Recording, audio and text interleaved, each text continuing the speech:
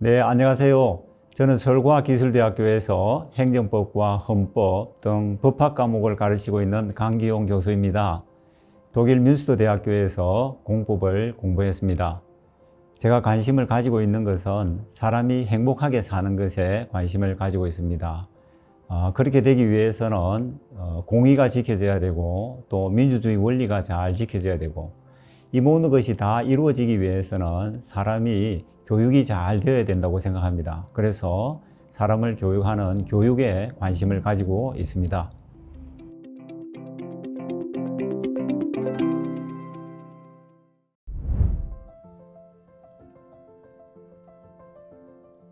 네, 현재 독일 연방공화국, 즉 독일은 16개의 주로 구성이 되어 있습니다.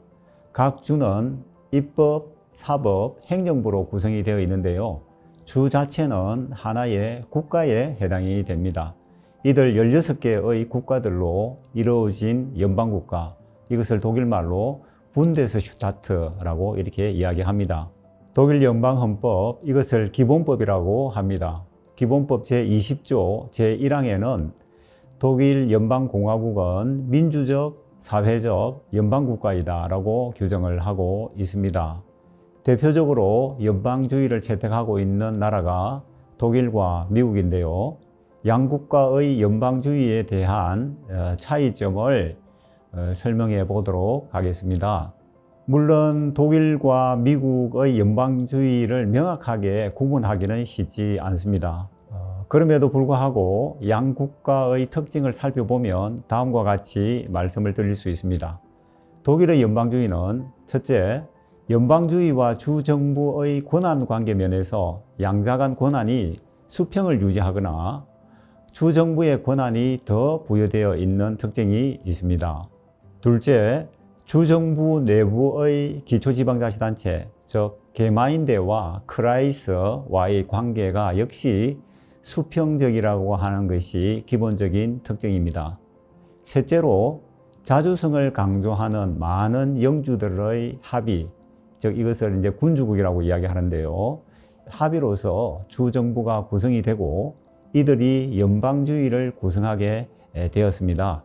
이에 대하여 미국의 연방주의는 첫째, 연방정부의 형성을 이미 근대적 국가 형태를 갖춘 13개의 식민지, 즉 주정부가 주도했다는 점입니다. 특히 버지니아주의 역할이 당시에 컸음을 알 수 있습니다. 그래서 기초지방자치단체가 중심이 된 독일과는 다소 차이가 있습니다. 둘째, 연방을 형성하는 과정에서 주의 권한을 연방보다 우위에 두려는 반연방주의와 또 연방정부의 권한을 주보다 우위에 두려고 하는 연방주의 간 갈등이 있었다는 점입니다.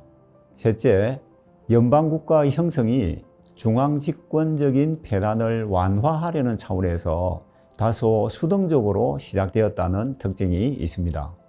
연방과 주의 권한 분배에 관해서 살펴보면 첫째, 독일은 기본법 여러 규정에서 대등한 권한을 명시하고 있습니다. 입법권을 예로 들면 기본법 제70조 이하에서 연방과 주는 각각 전속적인 입법권과 경합적 입법권을 행사하고 있습니다. 연방만이 입법할 수 있는 영역과 주만이 입법할 수 있는 영역을 전속적 입법권 이렇게 이야기를 합니다.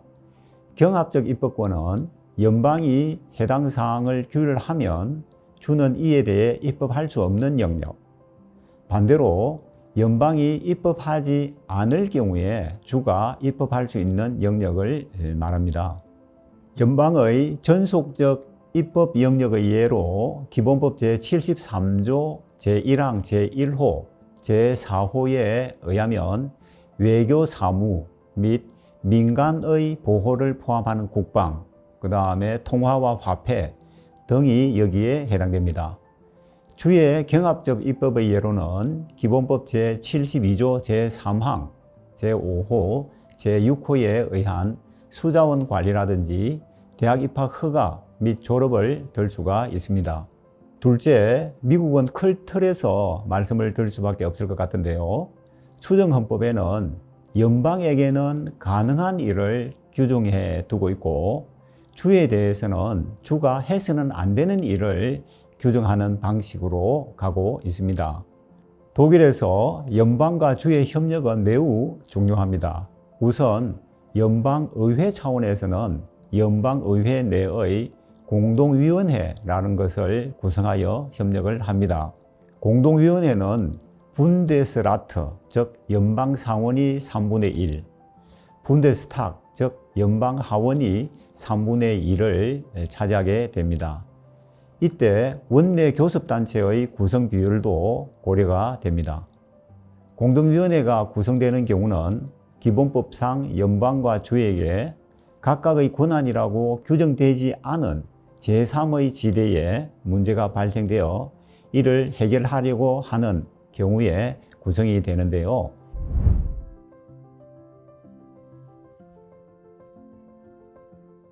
네, 독일이 연방제를 채택한 역사적인 이유는 앞서 일부 말씀드린 것과 같습니다. 신성 로마 제국 이후 수많은 영주들이 지역의 산권과 또 입법, 사법, 행정의 공권을 독점적으로 장악을 하여 행사를 했습니다. 각 영주들의 권한과 자율성을 보장하는 한편 외부적 침략 세력에 대해 결속하여 대응할 필요가 생기게 되자 주정부를 형성하게 됩니다.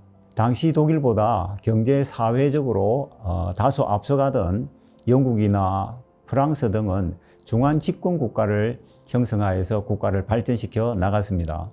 영주들이 구성한 주정부들은 독일 전체를 하나로 통합하는 연방정부의 결성이 필요하다라고 인식을 하게 되었고, 이때 때를 같이하여서 1776년 미국의 독립선언과 1787년 최초 헌법 형태인 연맹규약이 형성되는 것을 교훈을 삼아 오스트리아 제국과 프랑스를 격파하는 전쟁에서 승리를 하는 것을 계기로 비스마르크 제상이 독일을 통일하여 독일 제국을 건설하게 됩니다.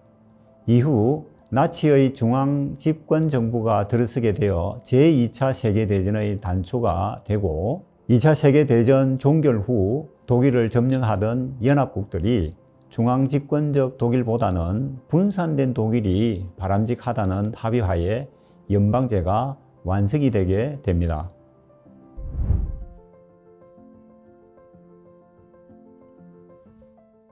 네, 현재 코로나19가 상당히 대유행에 있습니다. 코로나19의 대유행과 싸우는 과정에서 독일의 공공부문에서 디지털화와 관련된 후퇴가 특히 과시화되고 있고, 높은 데이터 보호 표준 때문에 디지털 기술 및 데이터 사용이 여전히 어려운 상태로 남아 있습니다. 이에 대해 연방주의는 어떤 역할을 해야 하는지가 중요한 문제가 될 수 있습니다. 먼저 디지털화에 있어 데이터 내지 정보는 21세기의 석유라고 할 만큼 중요한 의미를 지니죠. 디지털화는 과학기술의 발전과 맥을 같이 하지만은 그 핵심에 정보의 활용이 중요한 문제가 됩니다. 디지털화 및 정보와 관련한 독일의 대응을 보면, 첫째, 유럽연합의 정책 및 관련 규정의 발전과 깊은 관련을 가지고 있습니다. 가령 인공지능, 즉 AI의 발전을 예로 들면 유럽연합은 회원국에서 AI에 관한 활용 및 규제와 관련하여서 2020년 인공지능에 관한 백서를 마련하였습니다. 디지털화는 과학기술 및 개인정보 보호와 관련된 것으로, 과학기술에 대해서는 앞서 언급한 연방과 주간 입법권 원리에 따라 법률을 마련하고 있습니다. 둘째, 독일에서는 연방은 연방정보보호법을, 노르트라인-베스팔렌 주의 경우는 노르트라인-베스팔렌 정보보호법을 제정해 두고 있습니다. 이렇게 볼 때 독일에서는 AI가 필요로 하는 데이터의 활용은 유럽법, 독일 연방법, 주의 개인정보보호법, 이어서 기초지방자치단체의 조례가 일체가 되어 움직인다고 볼 수 있습니다. 물론 이 삼위일체의 규율이 경제 발전을 지연시킬 수 있다고 주장할 수 있습니다. 그러나 연방주의는 민주주의, 법치주의와 별도로 작동하는 고집불통의 헌법 원리가 아니라 이들과 조화를 이루며 기본법의 핵심인 인간의 존엄을 이루는 데 기여하게 됩니다. 연방정보보호법은 일반 규정, 공공영역에서 정보 이용, 사적 영역 및 공기업에서 정보 이용, 특별 규정이라고 하는 체제로 규정되어 있습니다. 이에 대해 노트라인-베스팔렌주 정보보호법은 일반 규정, 정보 이용에 대한 법적 기초, 당사자의 권리에 대해 규율하고 있습니다. 양자의 체계 및 내용을 보면 서로 중복되지 않으면서 상호 보완적인 내용을 규율하고 있는데요. 이 점이 연방주의의 장점이라고 할 수 있습니다. 연방주의가 지향하는 이념이 다양성과 통일이므로 이에 기반하여 연방과 주 간의 통일성 확보뿐만 아니라 주와 주 간의 다양성도 확보하게 되는 것이죠.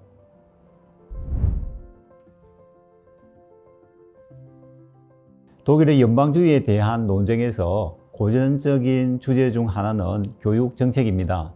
이는 주정부의 핵심 과제 중 하나입니다. 연방주의와 관련하여 현 교육제도는 어떤 장점과 단점을 가지고 있는지 살펴보도록 하겠습니다. 독일 기본법 제7조, 제72조 제3항, 제6호에 따라서 교육에 대한 권한은 주에게 있습니다. 교육정책은 초중고 정책과 대학 정책으로 크게 구분할 수 있죠.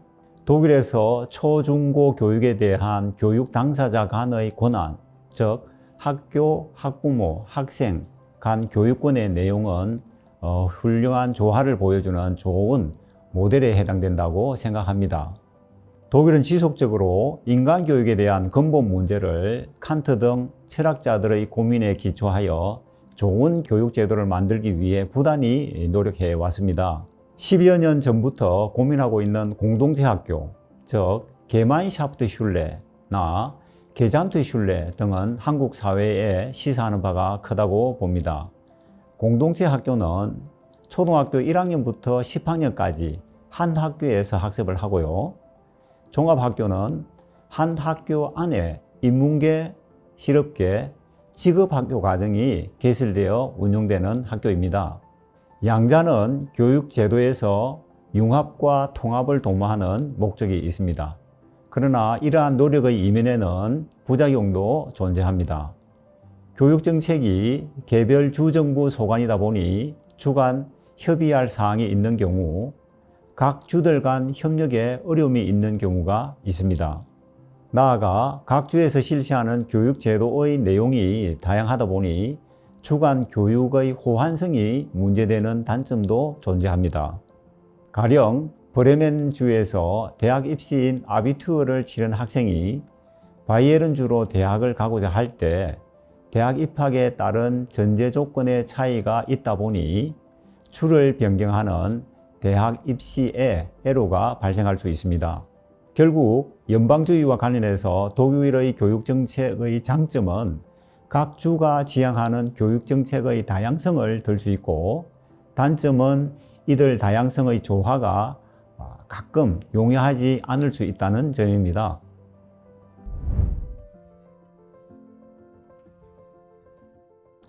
(2021년 12월 8일부터) 독일은 새로운 연방정부가 출범하였습니다. 연방 차원에서 정당의 다양성, 연립 능력, 안정성과 관련하여 서로 다른 주정부 상황에 대하여 이 연방의 연정은 어떻게 작용하는지 살펴보도록 하겠습니다.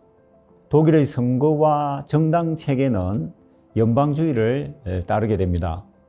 연방 선거의 경우 독일 전역에 대한 선거 명부가 아닌 주 선거 명부와 이에 따른 직접 선거로 치러지게 됩니다. 주의회 선거는 각 주마다 상이한 시기에 실시되고 이 규정도 매우 다양하기 때문에 연방주의의 또 다른 면모를 보여준다고 할 수 있습니다. 주 선거를 통해 각 연방주는 독립된 민주주의 정당성을 부여받은 주정부가 탄생합니다. 이 역시 각 연방주 헌법의 규정에 따른 것입니다. 주정부는 각 연방주의 이해관계에 주력하기 때문에 각 연방주 간의 차이가 있을 뿐만 아니라 연방정부와의 차이도 보입니다. 늘 그런 것은 아니지만은 대부분의 경우, 그리고 현재는 모든 연방주에서 연정이 구성되어 있습니다.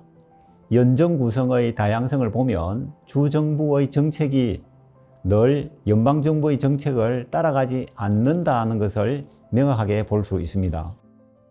주정부의 연정은 향후 구성될 연방정부의 연정을 위한 모델이 될 수 있습니다. 최근 연방선거가 실시된 이후 지난 몇 년간 검증된 라인란트 8처주의 신호등 연정이나 슐레스비히 홀슈타인주의 자메이카 연정이 2017년부터 논의되고 있습니다. 이런 시도는 각 정당과의 협치를 필요로 하는데요.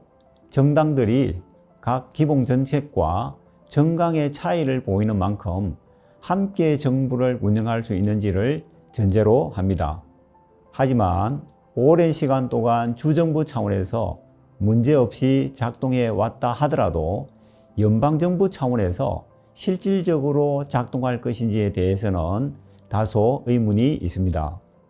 앞으로 전개될 독일의 정세는 연방정부의 연정이 주정부 정책에 어느 정도는 영향을 끼칠 것으로 보입니다. 독일 연방주의는 연방과 주가 분절적으로 작동하는 연방국가가 아니기 때문입니다.